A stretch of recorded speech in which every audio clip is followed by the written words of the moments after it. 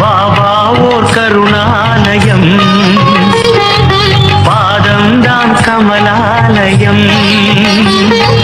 பாபா ஓர் கருணாலயம், பாதம்தான் கமலாலயம்.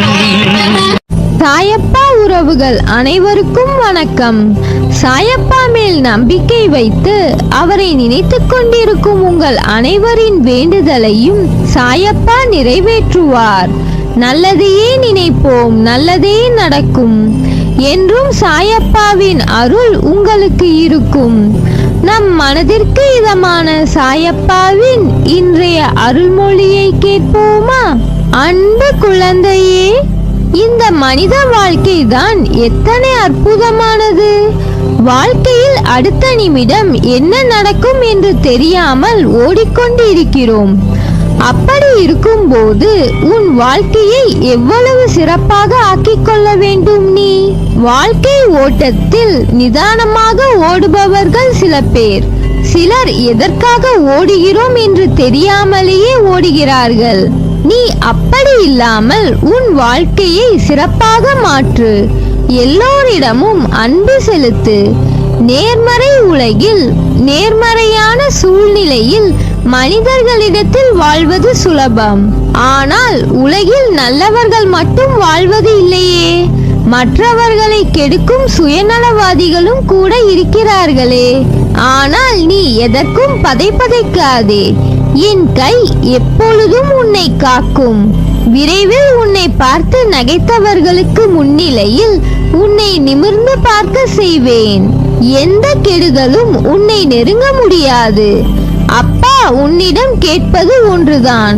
வாழ்வில் நடக்கும் இன்ப துன்பங்களை உள்ளது உள்ளபடி ஏற்கும் மனப்பான்மையை முழுமையாக வளர்த்துக்கொள்.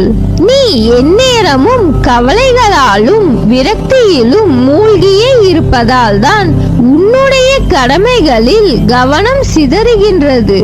எப்பொழுதும் வீழ்ந்து கொண்டே இருக்கிறோம் என்று அறிவிகளோ, காலையில் பூத்து மாலையில் வாடிவிடுவோமே என்று மலர்களோ வருந்துவதில்லை.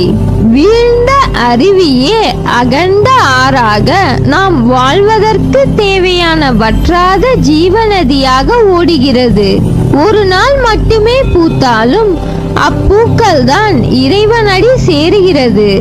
எனவே நான் அடிக்கடி கூறுவது, இங்கு எதுவும் நிரந்தரம் அல்ல, எல்லாம் நன்மைக்கே என்று எடுத்துக்கொள்.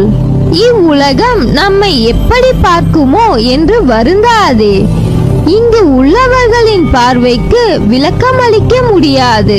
சிலர் உன்னை திமிரு பிடித்தவர், கெட்ட எண்ணம் உடையவர் என்றும், சிலர் உன்னை அற்புதமானவர், அன்பானவர் என்றும் கூறுவார்கள். யார் எதை கூறினாலும் நீ உன் வாழ்வில் நேர்மையாகவும் உண்மையாகவும் இரு. வாழ்க்கையில் முன்னேற வேண்டுமேயானால் உன்னை பற்றிய மற்றவர்களின் மதிப்பீடுகளில் இருந்து உன்னை மேம்படுத்த தேவையானதை மட்டும் எடுத்துக்கொள்ள வேண்டும். அவர்கள் கூறுவதில் நல்லது இருந்தால் எடுத்துக்கொள், மற்றதை கவனத்தில் எடுத்துக்கொள்ளாதே. உனக்கு தேவையற்ற வீண் சொற்களை மனதில் இருந்து அழித்து விடு. அச்சொற்களை மனதில் தேக்கி வைத்து உன் வளர்ச்சிக்கு நீயே தடையாக இருக்காதே. இந்த உலகில் சிலர் எப்பொழுதும் மற்றவர்களை காயப்படுத்துவதையே வேலையாக கொண்டிருப்பார்கள். அதைத்தான் அவர்கள் உனக்கு இழைக்கிறார்கள். அச்சொற்களுக்காக வருந்தாதே. மன தைரியத்தோடு நீ உன் கடமைகளை செய். உன்னுடைய ஆற்றலை தேவையற்ற இவர்களிடம் வீணாக்காதே. இதுவரை உன் மனதில் இருந்த வலி, துக்கம், தோல்விகளால் மனம் வெறுத்து போய் பரிதவித்தது எல்லாம் முடிவுறும். உன் உழைப்பிற்கு ஏற்ற பலன் கிடைக்கும். பலமுறை கூறிவிட்டேன், உன் கஷ்டங்களுக்கு காரணம், உனது கவலைகளுக்கு காரணம் உனது கர்மவினை என்றேன். நீயோ நான் எதுவும் பாவம் செய்யவில்லையே, எந்த வகையிலும் தவறு செய்யவில்லையே என்றாய். நீ இந்த ஜென்மத்தில் எதையும் செய்யவில்லைதான். ஆனால் இதற்கு முந்தைய ஜென்மங்கள் எப்படி இருந்தன என்பது உனக்கு தெரியாதே. அதன் விளைவுகளால் கூட இந்த துன்ப நிலை என்பதை நீ உணர்ந்து கொள்ளலாமே. பழைய ஜென்ம விஷயங்களை சொல்லி என்னை சமாதானப்படுத்த நினைக்காதீர்கள். இதற்கு என்ன காரணம் என்பதை சொல்லிவிடுங்கள் என நீ கேட்கலாம். இறைவனின் திருவிளையாடல் உனது வாழ்வில் நடப்பதற்காகவும் நீ துன்பத்தை ஏற்க வேண்டிய நிலை உள்ளது என்பதை மறக்காதே. அப்படியானால் என் கஷ்டம் தொடர்கதையாக இருக்க போகிறதா என கேட்க தோன்றுகிறதா? நிச்சயமாக இல்லை.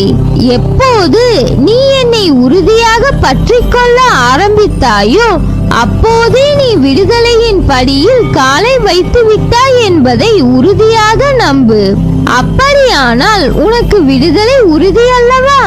இந்த சாய் உம்முடைய வியாதியையும் வலியையும் பிரச்சனை போன்ற எதையும் நிர்மூலமாக்கி விடுவேன்.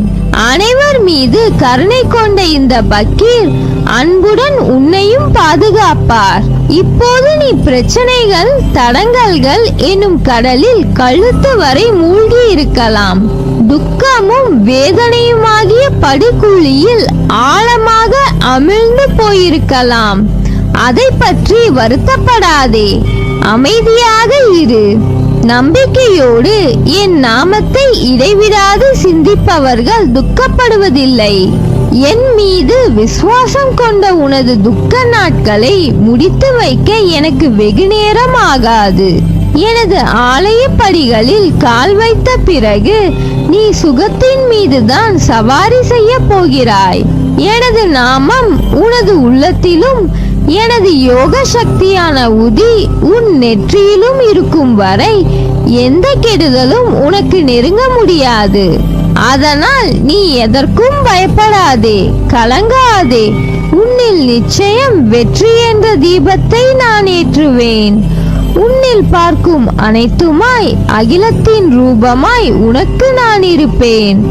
உன் குழப்பம் அனைத்தும் தீரும் காலம் வந்துவிட்டது. இனி வரப்போகும் காலம் உனக்கு ஜெயத்தை மட்டுமே கொடுக்க போகிறது. சந்தோஷமாக இரு. இனி காலமெல்லாம் மகிழ்ச்சியாக இருக்கும். உன் குழப்பங்கள் எல்லாம் தீரும்.